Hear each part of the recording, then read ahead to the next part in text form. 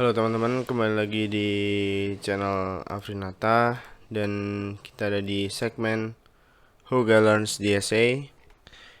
Dan di sini kita udah sampai ke Q ya.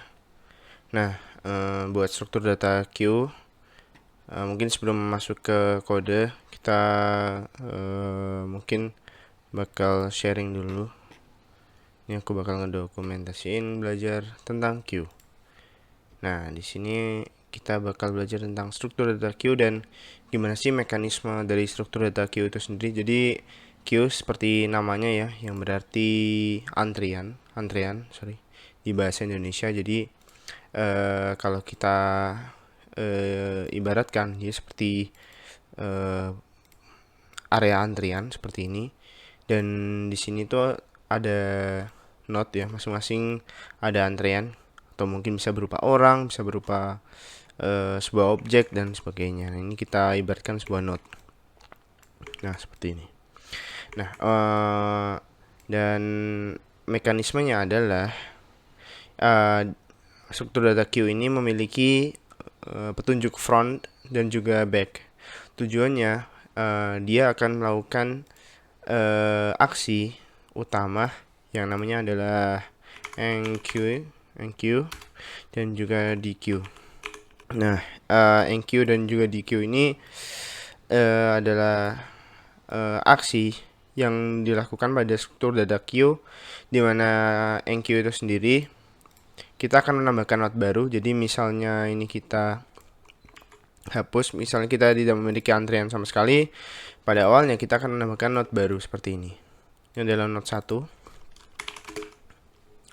Nah, di sini lalu setiap node itu pasti memiliki atribut. Atributnya adalah alamat node selanjutnya ya, yang kita namain next. Yang sementara kita beri nil. Nah, ini fontnya kegedean deh. Nah, kayak ini. Nah, ini nextnya nil. Lalu kita lakukan sebuah aksi yang bernama enqueue. Dia akan menambahkan node baru. Ini node baru, kita beri node 2. Nah, lalu next di sini akan berubah menjadi 2. Node 2. Seperti ini. Lalu otomatis panahnya dari sini menuju ke sini. Nah, kayak gini. Jadi intinya adalah di sini ada dua buah pointer yang bernama front dan juga back. Nah, kalau di sebelumnya di struktur data stack kita ada top, dan di sini kita ada front dan juga back. Kayak gini jadinya. Jadi kalau misalnya ada, katakanlah ada node lagi nih, satu lagi node 3, dia bakal apa ini? Ada node 3 baru nih. Nah, nanti dia otomatis ngarah ke node 3. Dan yang awalnya backnya ini nunjuk ke arah node 2, dia bakal nunjuk ke arah node 3. Dan yang kalau misalnya kita kasih nextnya node 3, alamat dari node 3, pointer ke node 3, kita ngasih arrow lah, ini tandanya.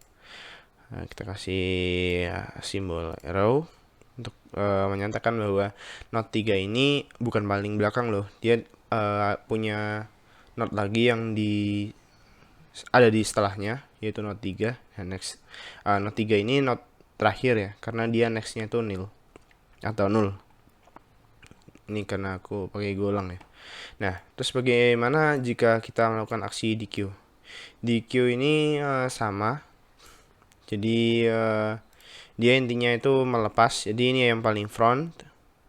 Maka di sini kita ambil, kita keluarkan.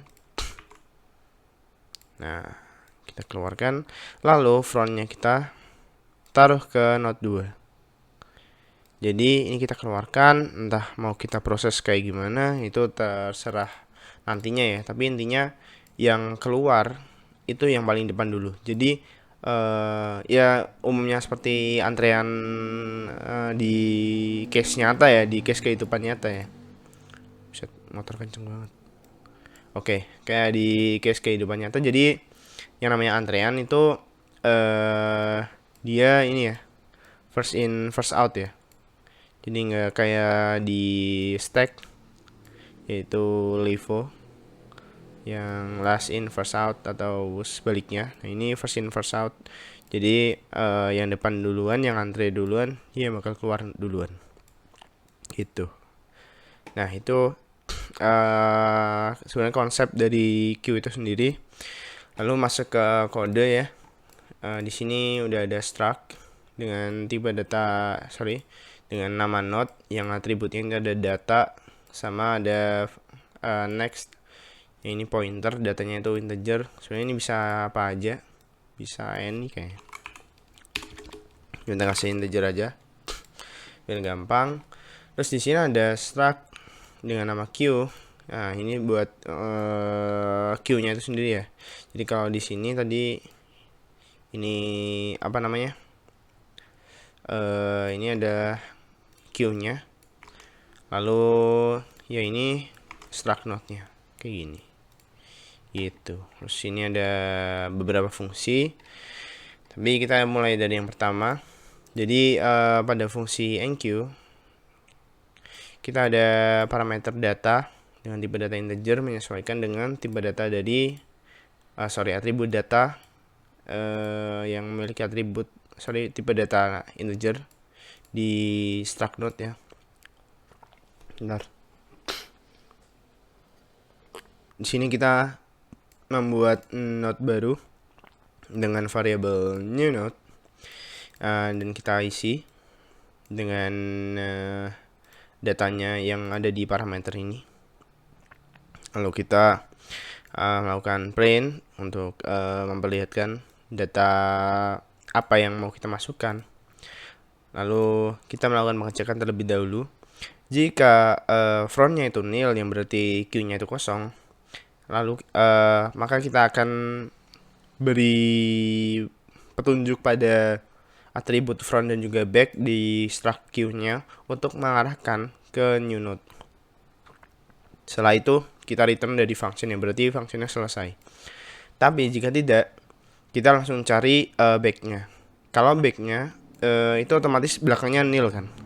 Nah, lalu kita set back-nya yang awalnya nil itu next-nya jadi new node. Lalu yang awalnya back-nya, nah mungkin kita contohkan aja.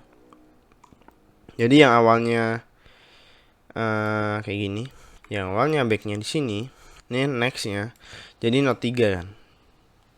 Ini dari node 3, lalu otomatis kita membuat arrow di sini yang menyatakan bahwa next-nya node 2 adalah node 3, lalu back-nya kita geser ke node 3 gini. Nah, kayak gitu contohnya. Lalu selesai ya untuk fungsi enqueue. Kemudian ada dequeue. Ini sama kayak yang tadi aku jelasin. Jadi dequeue ini adalah ya yang pertama kita melakukan pengecekan ya.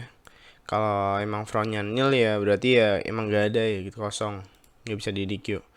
Nah, tapi kalau enggak, kita bakal ambil node yang paling depan ya. Ini frontnya, ini node 1. Lalu frontnya ini yang pointernya kita arahin ke node 2 sini. Ambil. Nah, next. If queue front sama dengan nil. Jadi ini case kalau misalnya waktu kita ambil node-nya itu nil. Jadi berarti misalkan kayak gini. Nah, ini kan kita ambil nih misalnya dequeue data sama dengan queue front, deklarasi variabel dequeue data. Lalu queue front sama dengan queue front next. Nextnya kan nil. Nah, nextnya nil, kosong gini kan. Nah, kalau ini udah kita ambil, katakanlah kita taruh keluar, ini jadi nil. Nah, kalau depannya nil, lah ini kok nil, nah otomatis belakangnya juga nil. Kita kasih biar menyatakan bahwa di sini Q-nya itu emang benar-benar kosong gitu. Jadi depannya ngarah ke kosong ya, ke null value. Otomatis belakangnya yang awalnya itu ngarah ke back ya, jadi nil juga gitu, kosong karena diambil, karena ini data terakhir kan tadi not 3 gitu. Lalu kita print aja di queue datanya. Terus di sini ada function pick ya. Pick ini simple sebenarnya, dia ngecek antrian yang paling depan tuh datanya apa gitu. Jadi kalau frontnya itu nil, mengecekan ya lagi-lagi. Kalau nil ya berarti nggak ada yang paling depan gitu, queue-nya empty. Kemudian kita ngecek front datanya. Kita lanjut ke function traverse. Nah, function traverse ini buat mengiterasi ya, iterasi semua yang ada di queue. Jadi lagi-lagi ini pengecekan basic. Kalau frontnya nil ya udah kita print string kosong. Lalu kita kasih iterator yang kalau teman-teman ingat di video sebelumnya itu kita taruh di variable temp, karena kita bakal mengiterasi. Kalau kita iterasi langsung dari queue-nya nanti koneksinya rusak gitu antar queue-nya, karena kita bakal iterasi sampai queue-nya itu nil, queue frontnya itu nil, yang berarti ya kita mutus koneksi antar node ya, karena kita nimpa terus sampai itunya nil, sampai datanya nil, sampai node-nya nil. Nah, ini kita lakukan while loop.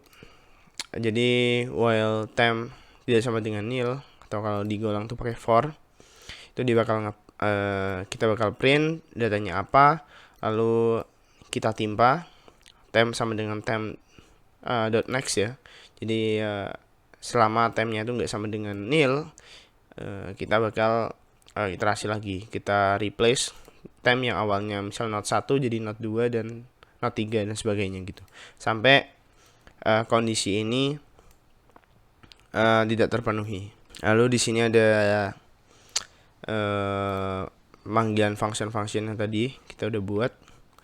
Pertama kita buat queue-nya dulu, lalu kita pick yang harusnya ini bakal kosong karena belum kita isi apa-apa. Lalu kita enqueue beberapa data, lalu kita traverse, lalu kita dequeue. Kalau kita ini enqueue sebanyak 5 kali, kita dequeue sebanyak 4 kali dulu, lalu kita traverse sekali, kita dequeue lagi, kita traverse. Oke. Lalu kita jalankan. Nah, di sini yang awalnya kita pick itu queue-nya kosong karena kita baru mendefinisikan queue-nya. Lalu kita isi 1, 150, 2, 3, 4, 12. Jadi ini kita print ya, 1, 150, 2, 3, 4, 12. Lalu kita traverse. Harusnya urutannya sama ya. 1, 150, 2, 3, 4, 12. 1, 150, 2, 3, 4, 12. Lalu selanjutnya nil. Lalu kita dequeue sebanyak 4 kali. Yang harusnya ini terdequeue 100 terdequeue, 50 terdequeue, 234 terdequeue, yang menyisakan 12. Kalau di sini kita lihat kita dequeue 4 kali ya. 1, 150, 2, 3, 4. Kita traverse lagi. Dan ini jelas ya 12 ya. Lalu kita dequeue. Lalu kita traverse lagi, yang dia akan ngeprint queue is empty karena di traverse. Nah tadi. Nah ini kalau frontnya nil ya udah nil, kosong gitu. Oke, mungkin itu dulu sementara pendokumentasian belajar dari aku, semoga bermanfaat. Yang suka like, yang gak suka mohon maaf. Terima kasih, dadah.